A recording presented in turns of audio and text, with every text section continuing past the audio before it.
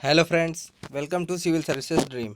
दोस्तों, आज की इस वीडियो में हम आपके लिए लेके आए हैं जनरल साइंस से संबंधित कुछ महत्वपूर्ण प्रश्न। तो आइए इसी के साथ आज की वीडियो स्टार्ट करते हैं।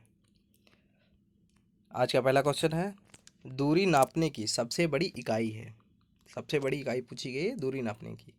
ए नॉटिकल मील, बी प्रकाश वर्ष, सी पारसेक, डी इनमें से कोई नहीं।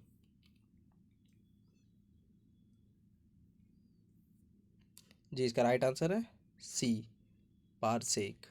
ठीक है, एक बार इस पे थोड़ा सा बात कर लेते हैं। एक नॉटिकल मील बराबर होता है, ये क्वेश्चंस कभी कभी पूछ लिए जाते हैं, 1.15 मील। ये नॉटिकल मील ये समुद्री लंबाई मापने के लिए इसका प्रयोग किया जाता है नॉटिकल मील का। ठीक है, एक प्रकाश वर्ष होता है, एक प्रकाश वर्ष 9.46 इंटू 10⁻15 मीटर। ठीक है, तो ये काफ़ी बड़ा, मतलब काफ़ी दूरी इसकी लंबाई हुई। ठीक है, और इससे भी पारसेक क्या होता है, एक पारसेक बराबर कितना होता है, 3.26 प्रकाश वर्ष। तो सबसे बड़ी दूरी कौन सी हुई, सबसे बड़ी इकाई हो गई है पारसेक। पारसेक कितना होता है, 3.26 प्रकाश वर्ष। एक पारसेक बराबर 3.26 प्रकाश वर्ष। ठीक है, नेक्स्ट क्वेश्चन। सूची एक तथा सूची दो को सुमेलित कीजिए। एक तरफ प्राकृतिक स्रोत है और दूसरी तरफ उससे संबंधित अम्ल, उनमें जो अम्ल पाया जाता है। ठीक है, ए अंगूर टार्टरिक अम्ल, बी सिरका सिट्रिक अम्ल, सी टमाटर एसिटिक अम्ल, डी संतरा ऑक्जेलिक अम्ल। ऑप्शंस आप लोग देख लीजिए।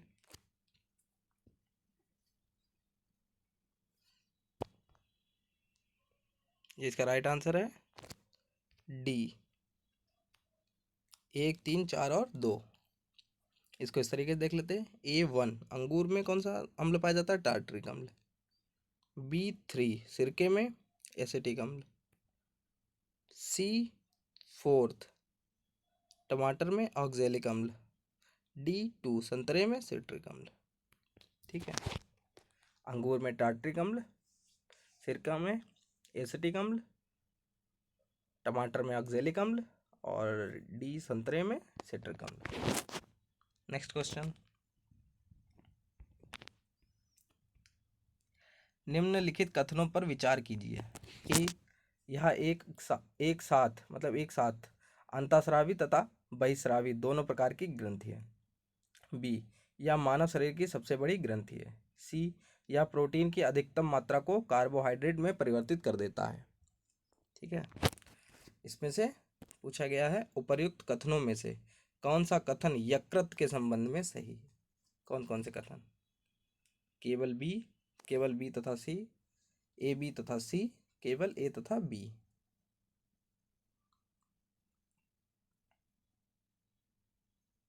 जी, इसका राइट आंसर है बी, केवल बी तथा सी। मतलब यह मानव शरीर की सबसे बड़ी ग्रंथि है। यकृत मानव शरीर की सबसे बड़ी ग्रंथि होती है और यकृत यह प्रोटीन की अधिकतम मात्रा को कार्बोहाइड्रेट में परिवर्तित कर देता है। मतलब प्रोटीन की अगर मात्रा अधिक होगी तो उसको वो कार्बोहाइड्रेट में परिवर्तित कर देता है। जो प्रोटीन होता है उसकी अधिकतम मात्रा को कार्बोहाइड्रेट में परिवर्तित कर देता है।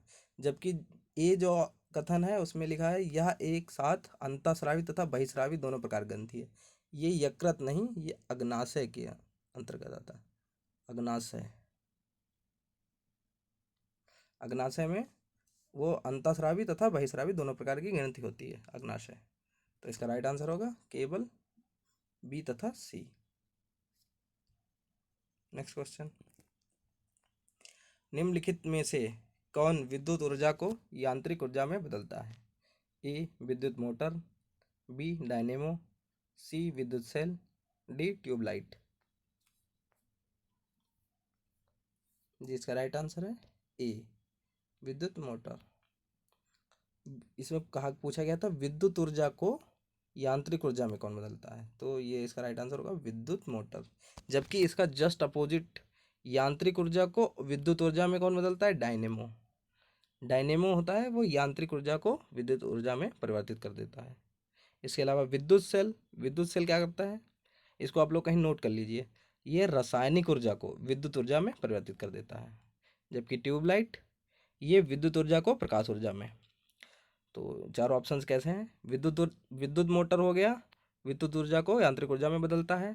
डायनेमो यांत्रिक ऊर्जा को विद्युत ऊर्जा में बदलता है। विद्युत सेल रासायनिक ऊर्जा को विद्युत ऊर्जा में बदलता है। और ट्यूबलाइट विद्युत ऊर्जा को प्रकाश ऊर्जा में बदलता है। इसका राइट आंसर हो गया ए, विद्युत मोटर। नेक्स्ट क्वेश्चन,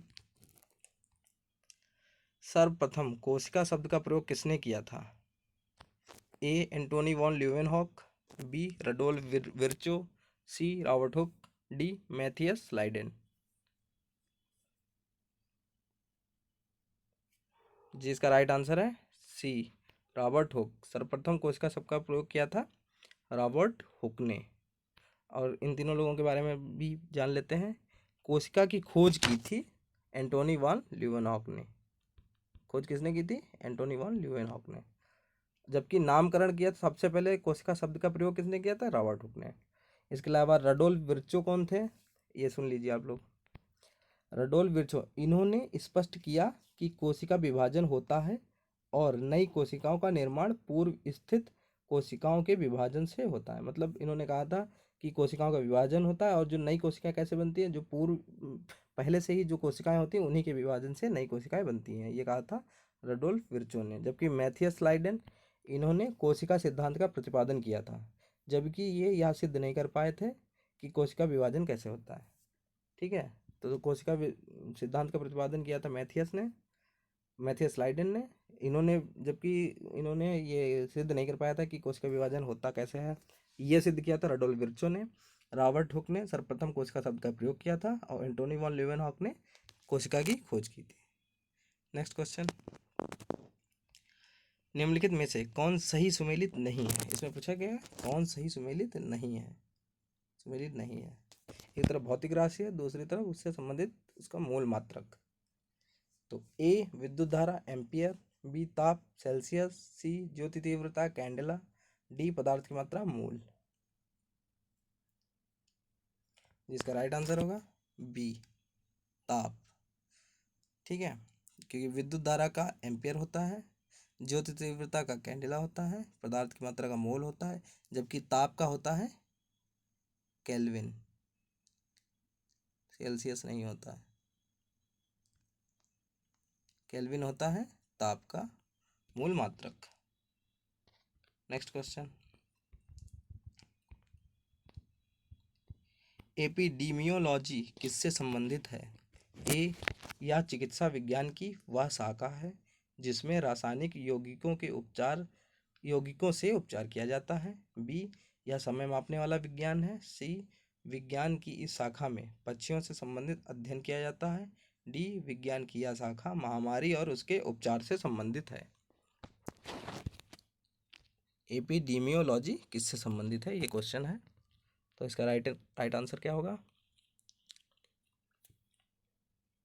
जी इसका राइट आंसर होगा डी, विज्ञान की यह शाखा महामारी और उसके उपचार से संबंधित है। ठीक है,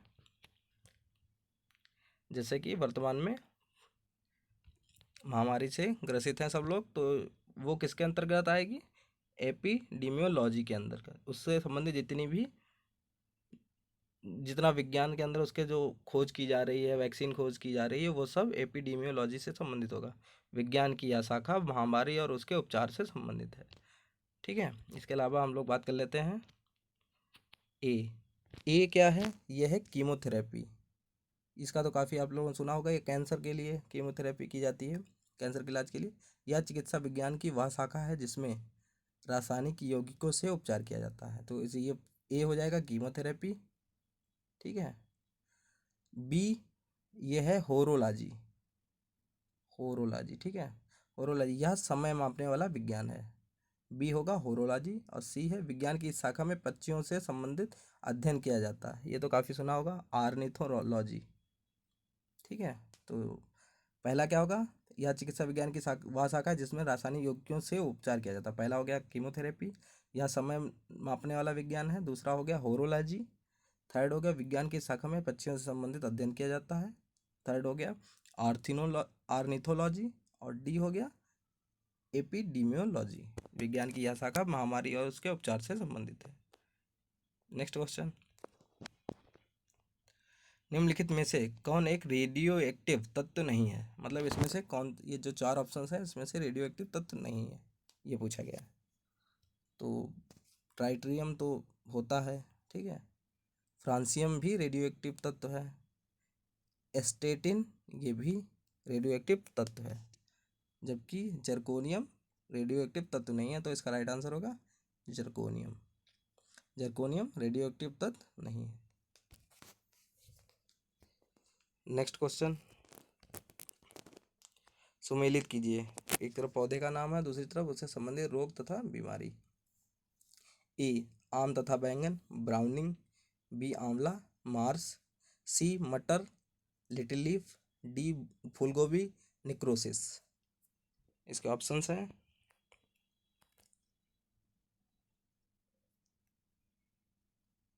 जी। इसका राइट आंसर है बी। 3, 4, 2 और 1। इसको इस तरीके देख लेते हैं।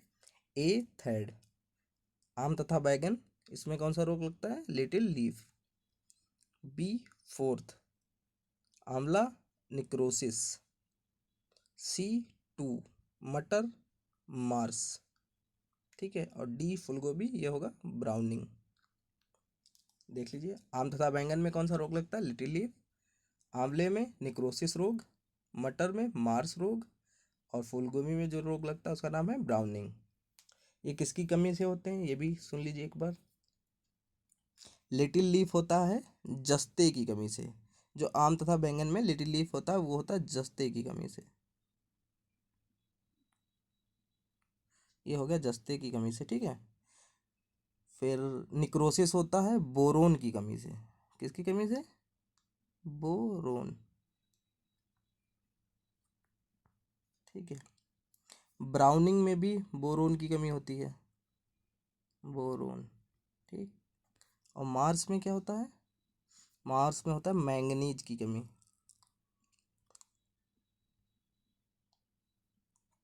ठीक है। तो इसका राइट आंसर होगा बी। 3, 4, 2 और 1। लिटिल लीफ जस्ते की कमी से होता है। निक्रोसिस बोरोन की कमी से होता है। ब्राउनिंग भी बोरोन की कमी से होता है, जबकि मार्स मैंगनीज की कमी से होता है। तो इसका राइट आंसर होगा बी। 3, 4, 2 और 1। नेक्स्ट क्वेश्चन, लवण जो जल का अवशोषण करता है कहलाता है। मतलब जो ऐसा लवण जो जल का अवशोषण कर लेता है वो क्या कहलाता है? ए हाइग्रोस्कोपिक लवण। बी हाइड्रोफोबिक लवण। सी एनहाइड्स लवण। डी हाइड्रोफिलिक लवण। लास्ट क्वेश्चन है, इसका आंसर क्या होगा जी? इसका राइट आंसर है ए हाइग्रोस्कोपिक लवण। ये लवण किस प्रकार के होते हैं? ये लवण वो होते हैं जो जल का अवशोषित कर लेते हैं, ठीक है। जल को अवशोषित करने वाले लवण कहलाते हैं हाइग्रोस्कोपिक लवण, ठीक है। तो दोस्तों, आज की वीडियो आपको कैसी लगी हमें ज़रूर बताएं, और साथ ही साथ अपना स्कोर भी शेयर करें। धन्यवाद।